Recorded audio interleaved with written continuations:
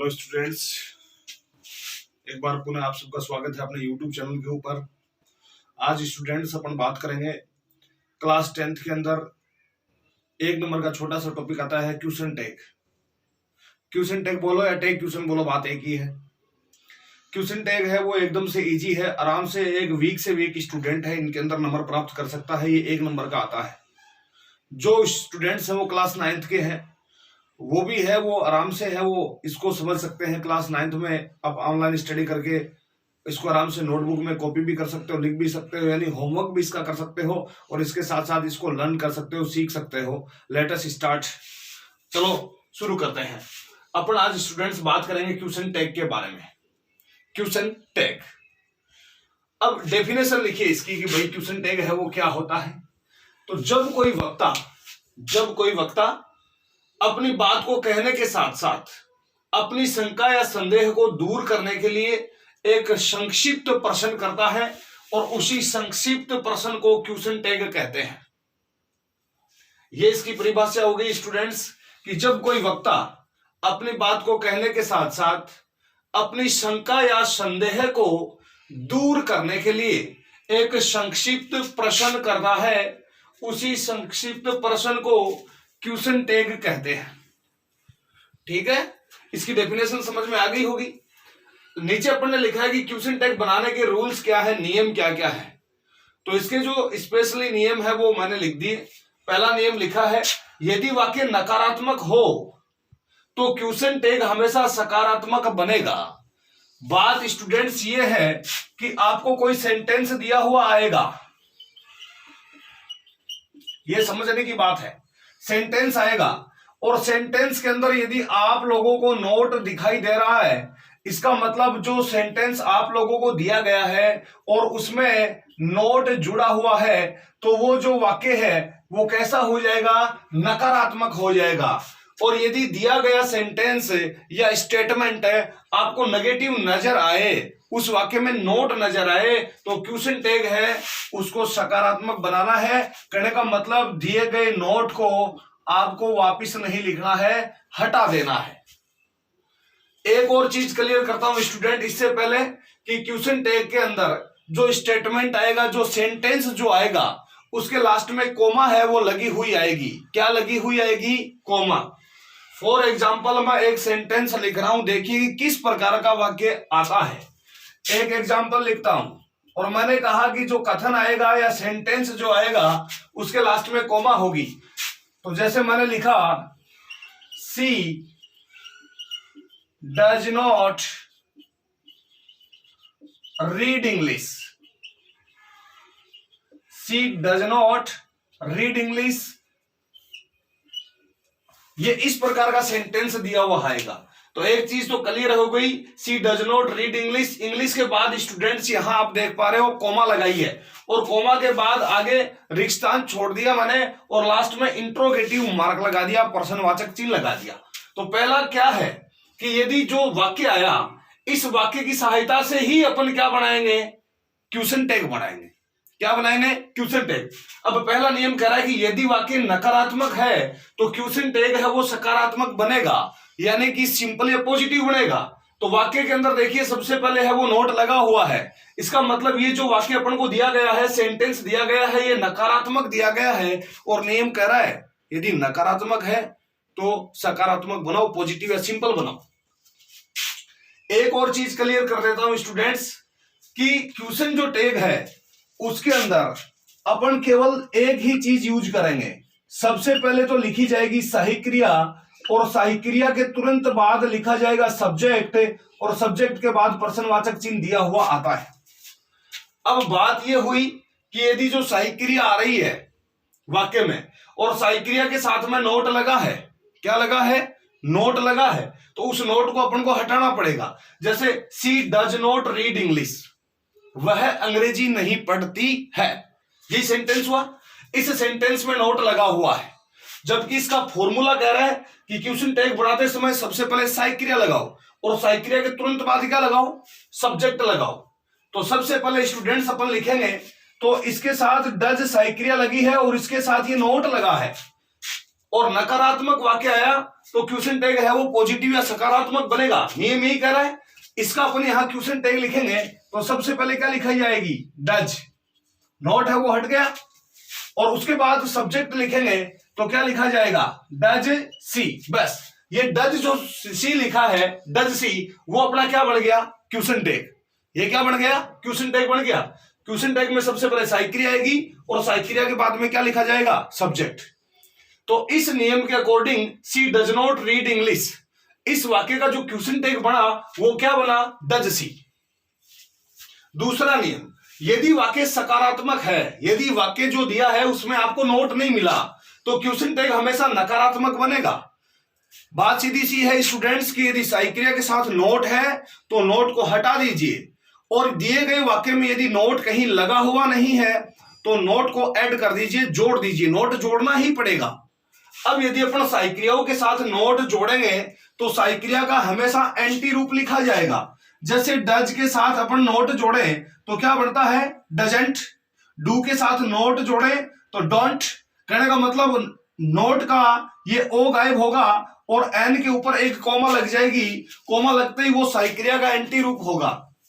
Students ध्यान दीजिए, कुछ एक ऐसी साइक्रिया हैं जिनको हाईलाइट करना जरूरी है, यह आप आराम से याद कर सकते हो, लिख सकते हो, लेकिन यहां पर देखिएगा एम प्लस नोट को जोड़े तो इन सब के अकॉर्डिंग एमेंट होना था, लेकिन बिल्कुल ऐसा नहीं होगा।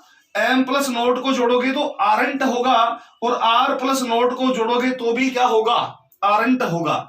एक दो और साइक्रिया है स्टूडेंट्स, जैसे मैं बात करूं will plus note, will plus note को जोड़ेंगे तो हमेशा वॉन्ट बनेगा, और सेल प्लस नोट को जोड़ोगे तो शांट बनेगा। यह हमेशा ध्यान रखना। अगला नियम अपन ने लिख रखा है कि क्वेश्चन टैग बनाते समय हमेशा प्रोनाउन का ही प्रयोग होगा। ये मैंने यहां पर प्रोनाउन लिखा है सी, इसकी जगह मान लीजिए सीमा पूजा कोई लड़की का नाम होता तो साइक्रिया के बाद सब्जेक्ट में उसका नाम नहीं आता, उसका प्रोनाउन नहीं आता। मान लीजिए वाक्य में यहां कोई हरि, रवि, मुकेश है ना, पंकज, जो भी कोई लड़के का नाम होता तो यहां पर है वो अपन को क्या करना पड़ता, सी नहीं ही लिखना पड़ता, उसका प्रोनाउन चेंज करना है। और प्रोनाउन कौन कौन से, I, we, you, he, she, it और दे, ये सारे के सारे स्टूडेंट्स प्रोनाउन है। अब दूसरा नियम देखिए, अपन इसके बारे में चर्चा कर रहे थे कि यदि वाक्य सकारात्मक है तो क्वेश्चन टैग हमेशा क्या बनेगा, नेगेटिव बनेगा, नकारात्मक बनेगा। स्टूडेंट्स देखिए, इसी वाक्य को अपन यदि थोड़ा सा चेंज करके बनाते हैं, एक एग्जांपल आप लोगों को समझाया, शायद समझ में आ गया, जो किससे समझाया था, नेगेटिव से। अब आप लोगों को मैं बता रहा हूं कि यदि सेंटेंस है वो पॉजिटिव है, क्या है, पॉजिटिव। जैसे they are playing cricket, they are playing cricket, comma लगा दी स्टेटमेंट या सेंटेंस के बाद में, और लास्ट में प्रश्नवाचक चिन्ह लगा दिया मैंने। अब देखो विद्यार्थी इधर ध्यान दें कि दे आर प्लेइंग क्रिकेट, तो स्टूडेंट्स देखिए इस वाक्य में नोट नहीं है, साइक्रिया के साथ सिंपल सेंटेंस दिया हुआ है प्रेजेंट कंटिन्यू टेंस का, दे आर प्लेइंग क्रिकेट, वे क्रिकेट खेल रहे हैं। अब नियम 2 नंबर क्या कह रहा है, यदि वाक्य सकारात्मक है तो अपना जो क्वेश्चन टैग हमेशा बनेगा वो नकारात्मक बनेगा। बात सीधी है, क्वेश्चन टैग का फॉर्मेट क्या है, सबसे पहले साइक्रिया लिखो। अब साइक्रिया के साथ नोट नहीं है तो नोट जोड़ना पड़ेगा, ये मैंने बता दिया। अब दे के साथ आप लोग क्या जोड़ोगे, सॉरी दे नहीं, आर लिखी है, आर के साथ आप क्या जोड़ोगे, नोट जोड़ोगे, तो ये क्या बन जाएगा, आरंट। तो सबसे पहले साइक्रिया है वो आर थी, और इस क्वेश्चन टैग को नकारात्मक बनाने के लिए साइक्रिया के साथ में अपन ने क्या जोड़ दिया, नोट। आर के साथ नोट जुड़ते ही ये क्या हो गया, आरंट। और आरंट ये साइक्रिया आ गई, इसके बाद सब्जेक्ट लिखेंगे, सब्जेक्ट पहले से ही प्रोनाउन दे रखा है दे, तो आरंट दे। अब मान लीजिए स्टूडेंट्स यहां साइक्रिया के बाद अपन लगा दे not, they are not playing cricket, तो इसका क्वेश्चन टैग अब क्या रहने वाला है, सोचिए जरा। इस सेंटेंस का क्वेश्चन टैग क्या होगा, they are not playing cricket. Very easy, simple है, और शायद आप लोगों ने सोच भी लिया होगा कि इसका क्वेश्चन टैग है वो अब पॉजिटिव बनेगा, क्योंकि नोट लग गया तो नोट हटेगा। ऐसी कंडीशन में they are not playing cricket, इसका क्वेश्चन टैग बनाएंगे तो साइक्रिया के साथ अब नोट है वो अपन जोड़ेंगे नहीं, ये बन जाएगा आर दे। तो पहला और दूसरा नियम आपको मेरे हिसाब से समझ में आ गया कि क्वेश्चन टैग है वो यदि साइक्रिया के साथ नोट है तो नोट हटा दीजिए और नोट नहीं है तो नोट लगा दीजिए। जब अपन साइक्रिया के साथ नोट जोड़ेंगे तो साइक्रिया है और यह जो मॉडल है, क्योंकि मॉडल भी एक प्रकार की साइक्रिया होती है, तो वो इस रूप में चेंज हो जाएंगी। नोट जोड़ते ही आपको ओ साइलेंट करके ऊपर कोमा लगानी है। अगला नियम इधर लिखा मैंने कि क्वेश्चन टैग बनाते समय हमेशा प्रोनाउन का ही प्रयोग करें। ये और बता देता हूं स्टूडेंट्स, जैसे इस एग्जांपल को अपन यहां से वापस क्लियर करते हैं और लिखते हैं कि भाई प्रोनाउन है वो किस प्रकार यूज होने हैं। प्रोनाउन आपको पता होगा, यदि कोई व्यक्ति का नाम है, जेंट्स का नाम है, तो उसके लिए हमेशा क्या आएगा, ही आएगा। लेडीज के लिए क्या आता है, सी आता है। जैसे एक और एग्जांपल लिख रहा हूं,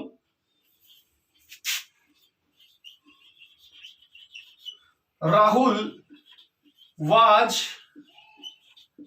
वर्किंग कॉमा और लास्ट में ये इंट्रोगेटिव मार्क दे दिया। राहुल वाज वर्किंग, सेंटेंस इतना ही है, राहुल वाज वर्किंग, राहुल कार्य कर रहा था, राहुल कार्य कर रहा था। अब इस वाक्य में देखो सब्जेक्ट दिया है, कोई लड़के का नाम है राहुल, और राहुल के लिए अपन प्रोनाउन यूज करेंगे तो स्टूडेंट्स क्या यूज करेंगे, ही। अपन को सबसे पहले साइक्रिया लिखनी है। पहले सेंटेंस को देखो, कहीं वाक्य में नोट लगा है, बिल्कुल नहीं लगा। इसका मतलब ये तय हो गया कि जो साइक्रिया दी है, इस साइक्रिया के साथ अपन को नोट जोड़ना पड़ेगा। और स्टूडेंट्स इधर आइए, वॉज के साथ आप नोट जोड़ोगे तो वॉजेंट, तो इसका सबसे पहले साइक्रिया क्या आई, वॉज, और उसका एंटी रूप आ गया। अब राहुल एक लड़का है, इसके लिए आप सब्जेक्ट के रूप में वापस इसके आगे राहुल नहीं लिख सकते, आपको केवल प्रोनाउन यूज करना है। राहुल एक लड़का है, इसके लिए आप प्रोनाउन यूज करोगे तो क्या हो गया, वॉजंट ही। मान लीजिए यहां पर यदि नोट आ जाता सेंटेंस में, राहुल वाज नॉट वर्किंग, तो इसका टैग क्या रहता, इसका टैग हो जाता स्टूडेंट्स, अब जब नोट लगा है तो नोट को हटाना पड़ता और अकेली साइक्रिया आती वॉज ही। तो ये सारे जो रूल्स आपको समझ में आ गए होंगे कि प्रोनाउन आएगा, किसी का नाम नहीं आएगा, कोई जो नाउन दी है उस नाउन को वापस रिपीट नहीं करना है, केवल प्रोनाउन यूज करने हैं। ये साइक्रियाओं का एंटी रूप है। आप इनको आराम से है वो नोटबुक में होमवर्क की तरह भी कर सकते हो, लिख के भी याद कर सकते हो। सबसे पहले क्वेश्चन टैग, उसकी डेफिनेशन लिखी है, क्वेश्चन टैग के रूल्स, यहाँ पर 4 रूल्स है वो आपको बता दिए। उम्मीद करता हूं शायद ये समझ में आ गए होंगे। अब आगे के नियम देखते हैं। अब देखिए स्टूडेंट्स, किसी देश का नाम, कोई भी जो मतलब कंट्री है उसका नाम सब्जेक्ट के तौर पे यदि आ जाता है तो ऐसी कंडीशन में जो अपन प्रोनाउन यूज करेंगे वो कौन सा यूज करेंगे, सी करेंगे। ठीक है, जैसे एक एग्जांपल देखिए, इंडिया, किसी देश का नाम है ना, India, Bharat. India is a big country, ये कॉमा लगा दी और ये इंट्रोगेटिव मार्क दे दिया। अब इसमें देखो, पहले तो ये देखो इंडिया आया है जो किसी देश का नाम है, और उसके बाद सेंटेंस को देखो, वाक्य में कहीं नोट नहीं दिया हुआ। ये नियम आपको ध्यान रखना पड़ेगा। यदि सेंटेंस सिंपल है तो टैग क्वेश्चन नेगेटिव में बनेगा, नकारात्मक में बनेगा। दिया गया सेंटेंस यदि नेगेटिव है, नकारात्मक है, तो टैग क्वेश्चन पॉजिटिव में बनेगा। 5वां नियम मैं तो इसलिए समझा रहा हूं कि यदि किसी देश का नाम कर्ता के तौर पर यदि वाक्य में मिल जाता है तो आप उसके लिए प्रोनाउन क्या यूज करोगे, सी करोगे। क्या यूज करोगे, सी। अब मैंने लिखा है एक एग्जांपल कि India is a big country, Bharat एक बड़ा देश है, साइक्रिया लगी हुई है इज, और वाक्य के अंदर देखिए इसके साथ नोट नहीं है, तो ये तय हो गया कि इसका जो टैग क्वेश्चन बनने वाला है स्टूडेंट्स वो नेगेटिव बनेगा। अभी आप लोगों को पीछे बताया था इज के साथ यदि आप नोट जोड़ोगे तो ये बन गया इजेंट। अब ये इंडिया किसी देश का नाम है, इसलिए इसके लिए प्रोनाउन में क्या लगा दूंगा, सी, तो ये बन गया इजेंट सी। अब मान लीजिए स्टेटमेंट दे देता हूं दोबारा कि India is not a big country, समझने की बात है। अब मैंने वाक्य में नोट डाल दिया, तो आपको याद आना चाहिए कि नोट आते ही इसका जो क्वेश्चन टैग बनेगा वो पॉजिटिव बनेगा ऐसी कंडीशन में, और ये क्या बनेगा, इज सी, इज सी। चलो ये आपको समझ में आ गया होगा। आगे यदि शहर आदि स्थान के लिए यदि कर्ता के तौर पर कोई सिटी का नाम आ जाए तो उनके लिए आपको प्रोनाउन जो कौन सा यूज करना है, इट। जैसे कि एक और एग्जांपल देखते हैं अपन, ठीक है। जैसे मैं लिख रहा हूं Churu is a famous city. Churu is a famous city. यहां पर चूरू है वो एक शहर का नाम है। इसका मतलब यहां पर क्या आने वाला है, इट जो लगने वाला है। अब इसके अंदर देखिए सेमी कॉन्सेप्ट दिया हुआ है, इज के साथ नोट नहीं है, यहां पर ये कोमा लगाई और ये इंट्रोगेटिव मार्क लगाया। अब इसके अंदर क्या आएगा, इजंट इट। तो यहां पर देखिए दो नियम है, किसी देश का नाम आ जाता है तो वहां प्रोनाउन सी यूज करोगे, और यदि किसी सिटी का नाम आ जाता है उसके लिए क्या आएगा, इट आएगा। अब मान लीजिए इसी सेंटेंस में अपन डालें क्या, not. Churu is not a famous city.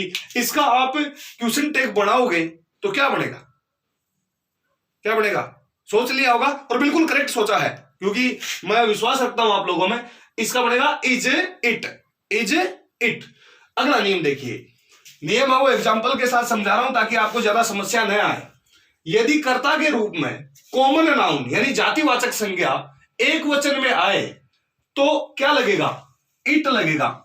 अब जैसे कैट आए, चेयर आए, टेबल आए, काउ आए, फ्लोर आए, यहां पर देखिए सारे के सारे जो मतलब संज्ञा लिखी है मैंने वो क्या है, सिंगुलर है। इनके साथ ऐसी एस नहीं जुड़ा हुआ है। यदि ये कॉमन नाउन जातिवाचक संज्ञा कर्ता के रूप में आए तो इनके साथ क्या है लगेगा, इट लगेगा। जैसे एक एग्जांपल देखें, the cat watch black, comma लगा दी, ये देखिए द कैट वॉज ब्लैक। बिल्ली है वो काली थी। साइकिल कौन सी दे रखी है, वॉच, और क्या दे रखा है, द कैट। अब जो बिल्ली काली है, द आर्टिकल लगा, वैसे भी क्या है, सिंगुलर हो गया, क्योंकि द आर्टिकल उनके साथ आता है जो क्या है, एक ही हो और जिसी एक की विशेष की जो बातचीत हो रही हो। यहां पर मैं काली बिल्ली एक की बात कर रहा हूं, तो यहां पर देखिए ये जो कैट है वो एक जातिवाचक संज्ञा है और ये इट आएगा, क्योंकि कैट एक बिल्ली की बात कर रहा हूं।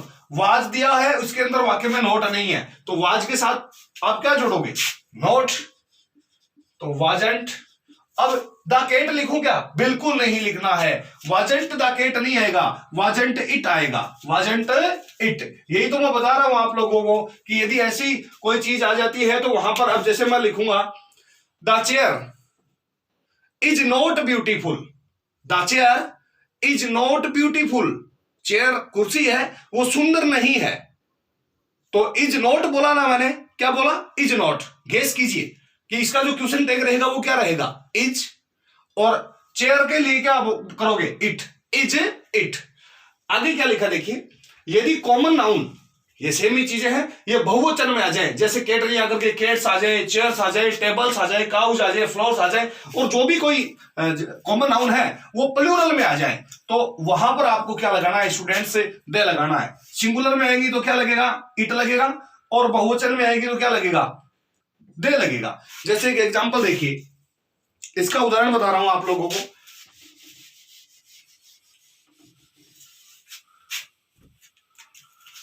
एग्जांपल लेते हैं इसका,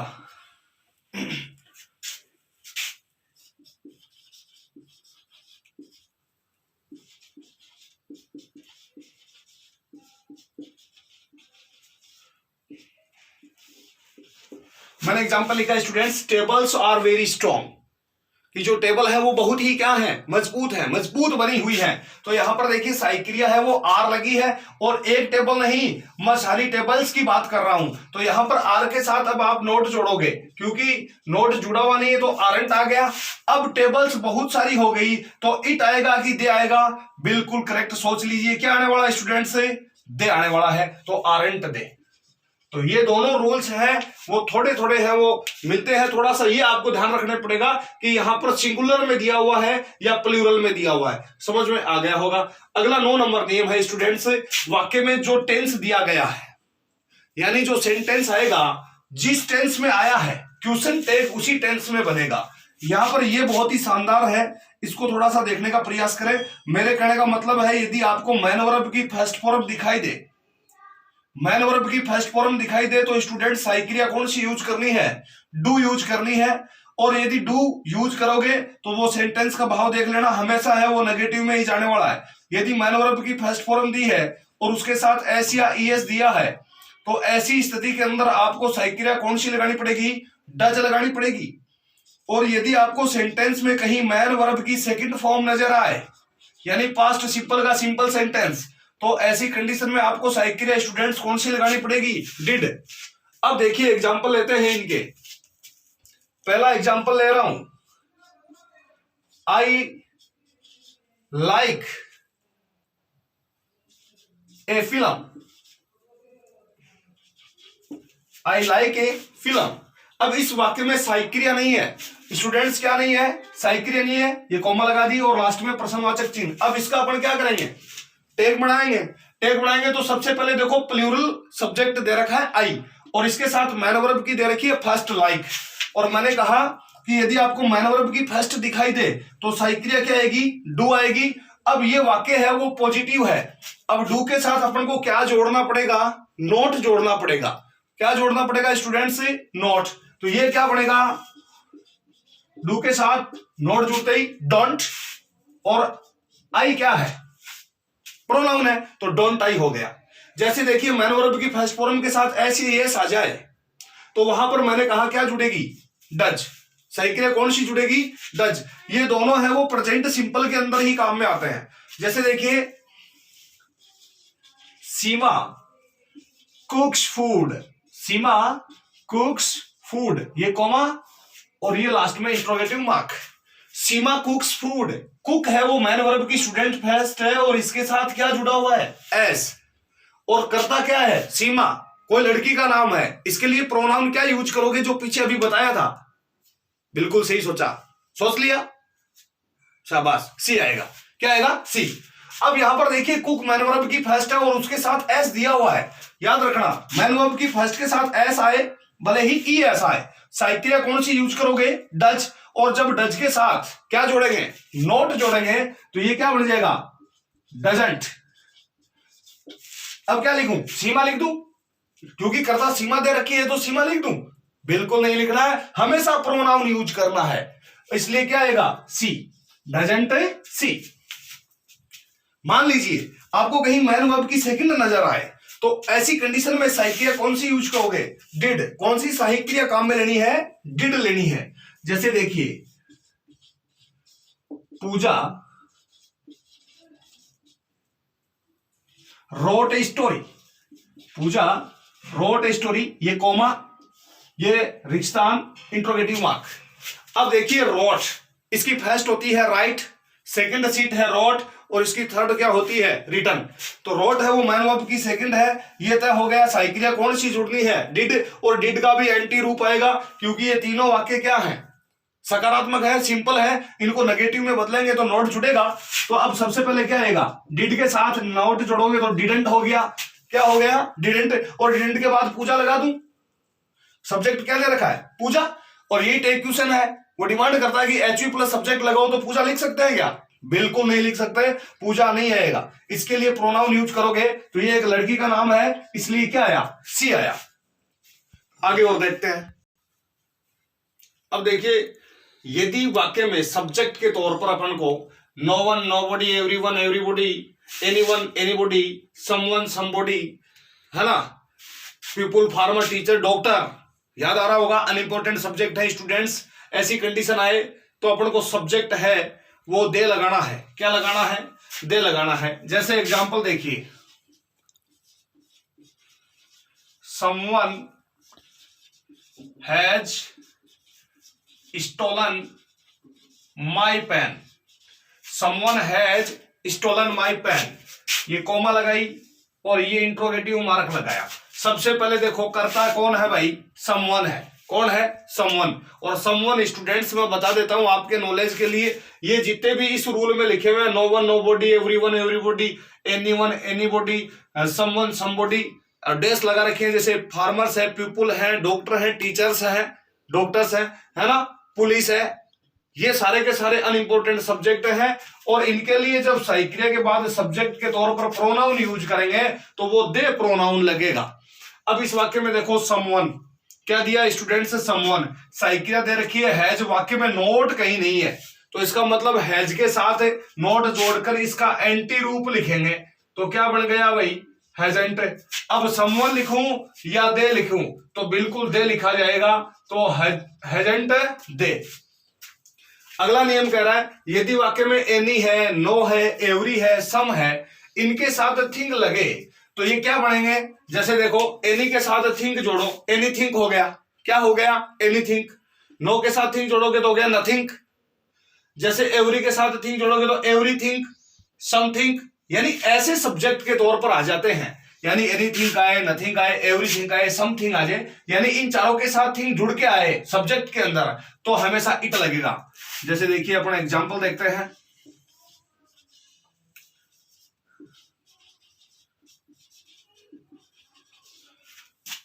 समथिंग इज रॉन्ग, कुछ तो गलत है ना, समथिंग इज रॉन्ग, कुछ गलत है। अब सही क्रिया लगी हुई है स्टूडेंट्स, इज नॉट नहीं है, अब ये सकारात्मक है, इसका नेगेटिव बनाओगे, इज के साथ नॉट जोड़ोगे तो बन गया इजंट। अब सम के साथ जुड़ा हुआ थिंग तो क्या आएगा, it, isn't it, isn't it. इसके अगला रूल है यदि वाक्य में nothing, never, no, no one, no use, few, little, hardly, seldom, rarely, scarcely आदि आए तो ये नेगेटिव भाव देते हैं। ऐसे वर्ड यदि वाक्य में कहीं लिखे हुए मिल जाए तो आप हमेशा क्वेश्चन टैग है वो सकारात्मक ही इनका बनाओगे। जैसे देखिए अपन एग्जांपल लेते हैं, एवरीवन,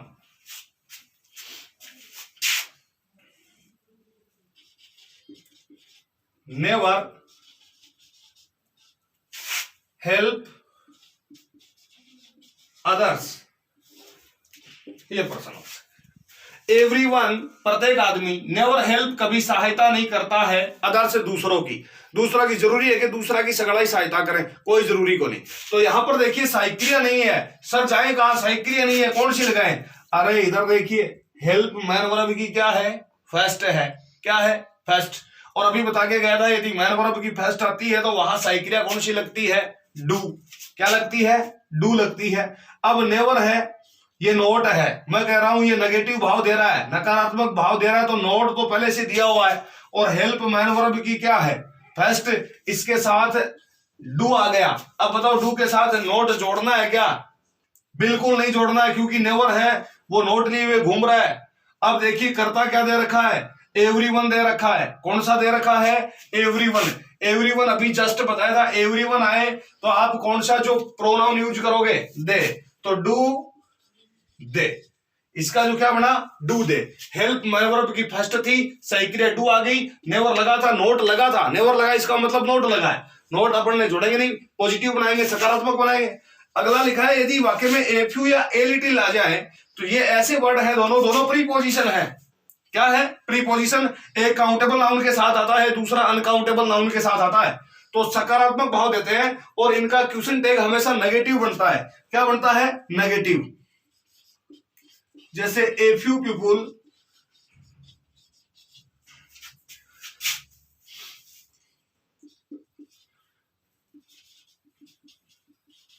इज लिविंग वेल,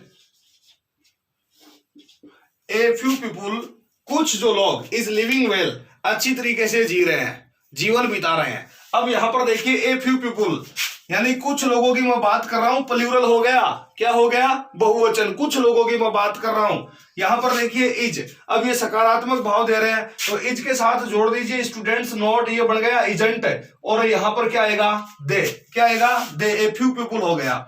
यदि वाक्य में कर्ता दिस और दैट आए तो हमेशा इट लगाइएगा, और यदि वाक्य में दीज और दोज आ गया तो आपको क्या लगाना है, दे लगाना है। तो सबसे ज्यादा कॉन्सेप्ट इट और दे के हैं, इनको अलग साइड में लिख करके आप आराम से याद कर सकते हो। यहां पर देखिए दिस और दैट आए तो क्या लगाएंगे, इट। जैसे एक एग्जांपल है, this is my book, this is my book, ये मेरी किताब है। तो यहां पर देखिए दिस है और इज दे रखा है, इज के साथ नोट नहीं है तो नोट छोड़ दीजिए भाई, सही क्रिया का एंटी रूप लिखिए, इज प्लस नोट को जोड़ेंगे तो बन गया इजंट, और इसके साथ प्रोनाउन आएगा सब्जेक्ट के तौर पर इट। यदि यही वाक्य ऐसा होता कि दीज आर माई बुक्स, अब इसका अपन बनाते तो क्या बनेगा, आर दे रखी है, नोट जोड़िए आरंट, अब क्या आएगा, इट लगाऊं या दे, तो बिल्कुल दे आएगा, क्योंकि क्या दे रखा है, सब्जेक्ट के तौर पर दीज दे रखा है। चलो और देखते हैं। अब देखिए स्टूडेंट्स, अगला नियम है, यदि वाक्य लेट्स या लेट अस से प्रारंभ हो तो क्वेश्चन टैग के अंदर सहायक क्रिया सेल लगेगी और प्रोनाउन वी यूज होगा, क्योंकि मैंने बताया था सबसे पहले क्वेश्चन टैग बनाते समय सहायक क्रिया, और सहायक क्रिया के बाद में सब्जेक्ट आएगा, सब्जेक्ट भी किसके तौर पर आएगा, प्रोनाउन के। तो यदि वाक्य आपको लेटस या लेट से स्टार्ट मिले, तो जैसे एक वाक्य लिखा है let's play a friendly match, चलो एक फ्रेंडली मैच खेलते हैं। अब इसके अंदर आप प्ले मैन वर्ब मत देखिए स्टूडेंट्स, वाक्य के अंदर करता देखिए लेट्स लगा है, सीधा का सीधा आंख मूंद करके क्या लगा दीजिए, सेल, और उसके तुरंत बाद क्या होगा, वी, सेल वी। यदि लेटस हो जाता, जैसे let's go for a drive, चलो हम है वो गाड़ी चलाने चलते हैं, तो भी क्या आता, सेल वी। यानी सब्जेक्ट की यदि लेट्स या लेटस आ गया तो आपका जो टेग बनने वाला है वो सेल वी में बनने वाला है, कंफ्यूज होने की बिल्कुल आवश्यकता नहीं है। लास्ट नियम है स्टूडेंट्स, यदि वाक्य केवल लेट से स्टार्ट होके आए, यानी लेट्स या लेटस नहीं होकर सिंगल लेट से स्टार्ट होके आ जाए, तो वहां पर आपको सहायक क्रिया विल लगानी है और प्रोनाउन सब्जेक्ट के तौर पर यू यूज करना है। जैसे let them play in the garden, चलो उन्हें खेलने दो बगीचे के अंदर, बिल्कुल क्या आएगा, विल यू। तो ये इसके जो रूल्स थे स्टूडेंट्स, आप इनको आराम से बढ़िया तरीके से है वो नोटबुक के अंदर कर सकते हो आराम से, पूरे आपको अलग अलग एग्जाम्पल के साथ सारे के सारे रूल्स हैं वो मैंने समझा दिए, आप इनको आराम से है वो याद भी कर सकते हो, और जस्ट इनको एक बार स्टडी कर लीजिए। आपको जल्द ही इसकी एक्सरसाइज डाली जाएगी 20-25 सेंटेंसेस की, उनको करना है, और उनके साथ उसकी आंसर की भी डाल दूंगा। यदि वीडियोस पसंद आया तो शेयर कीजिए, सब्सक्राइब कीजिए और देखना बिल्कुल न भूलें। थैंक्स।